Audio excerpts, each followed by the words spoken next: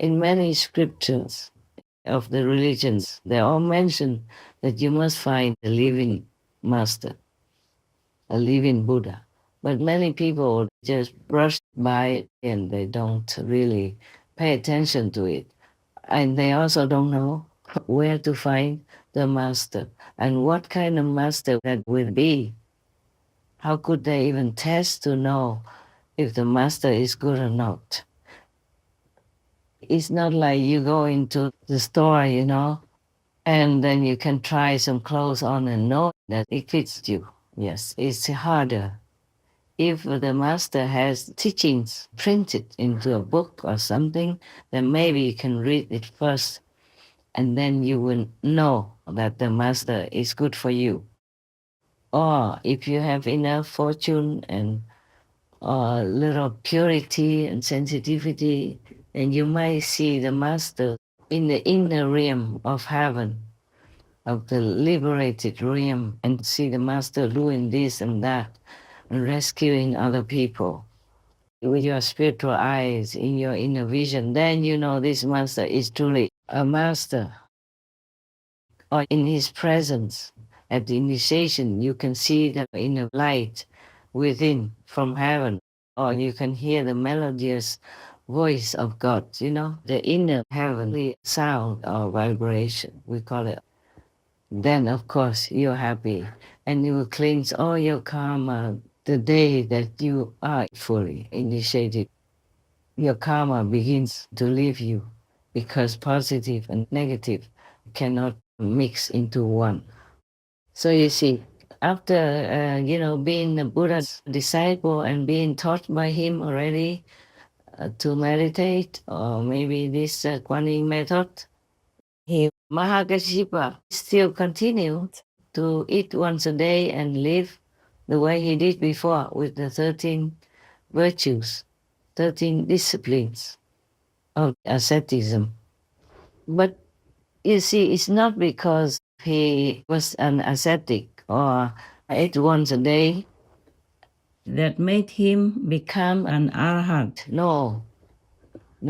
Even if you eat 3 meals a day, you can still become an arhat if you meet the Buddha, the great Buddha like Sakkamoni Buddha. Yes. And if you don't eat fish people on Friday, or you eat animal people, meat instead, or you don't pray a lot, or you never knew what spiritual practice was before. But if you meet a great master like Lord Jesus, then of course you will be enlightened and you will reach your own sainthood after. Depends on how little karma you have already and how is your purity, how your sincerity, which will lead you forward and upward. Many monks of Sakkamoni Buddha at that time ate once a day and maybe drank some fruit or vegetable juice in the afternoon. Yes, the Buddha allowed that. But it doesn't mean because they ate once a day or they went out begging, that's why they became Buddha. No. It was because they had a great master, the Buddha, the living master, who imparted to them good spiritual practice of meditation. It's not that you force yourself into asceticism, then you become Buddha. It's not like that. Whether you do or not do asceticism, you still can become a saint if you have a master who imparts to you the right way.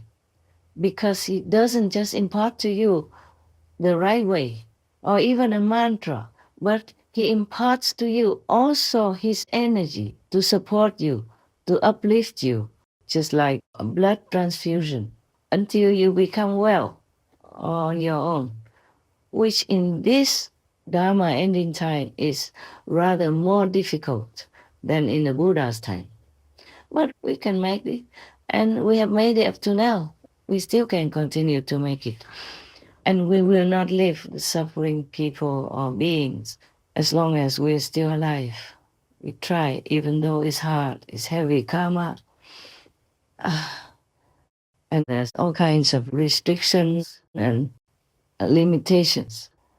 For example, how I live my life now, it's like imprisonment. I can't even walk out, go even just a few hundred meters for a walk or anything like that, you know.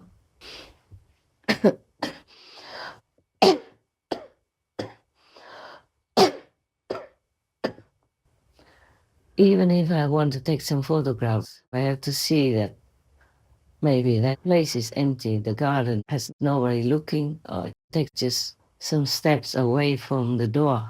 You know, when it's quiet time and the whole area is empty. Yes. And then when I come back, I have to pay for it, you know, spiritually. I have to make it up more, meditate much longer. But then it's quite busy sometimes. The Supreme Master television additional work is, oh my God, sometimes it feels like forever. From yesterday morning until now, I haven't closed my eyes because of too much work on Supreme Master television for me alone. And I'm not very good with computers or high tech or anything, you know.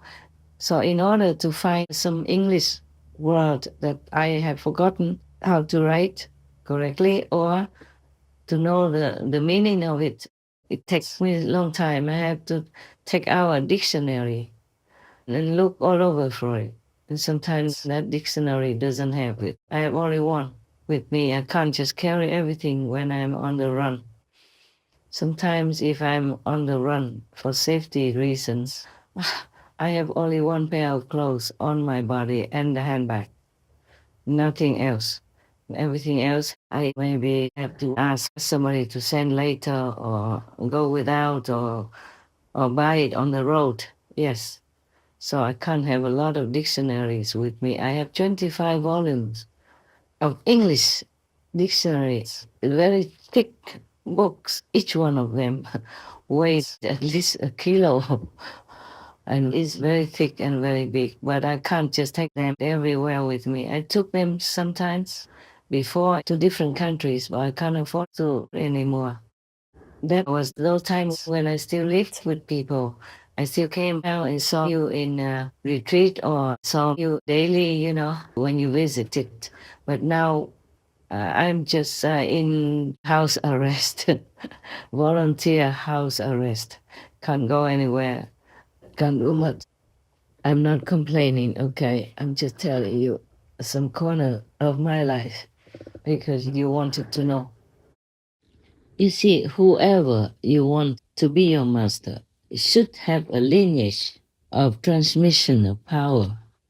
And if you're lucky, you find a master, even if he's a monk or she's not a nun, but she has the lineage of enlightenment within her being from her master, then you might be able to see her real master, his own master, or maybe he himself is a master.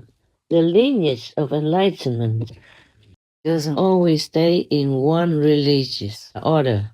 It could run to another type of religion, which you think is a different religion. But it's not like that. It's not like you have different religions. Just like how Shakyamuni Buddha was an enlightened master, great enlightened master. And he transmitted his spiritual lineage to his close disciples. And these close disciples branched out and taught others, you know, whoever came to them in their time. And there was even 10 of them, and they took turns. Or maybe they had only one leader of monks at the time who did all the transmission initiations. And later, when that monk passed away and went to Nirvana, then the next one would continue as a successor, and the next one, all the way from the Buddha until Rahula. Rahula is his son, yes, the 10th successor. We don't know where that lineage, where that spiritual bloodline has gone to. For example, when the Buddha was alive, he initiated people of many different religious backgrounds. So he probably had Brahman disciples and or Muslim disciples or any other, old traditional religion.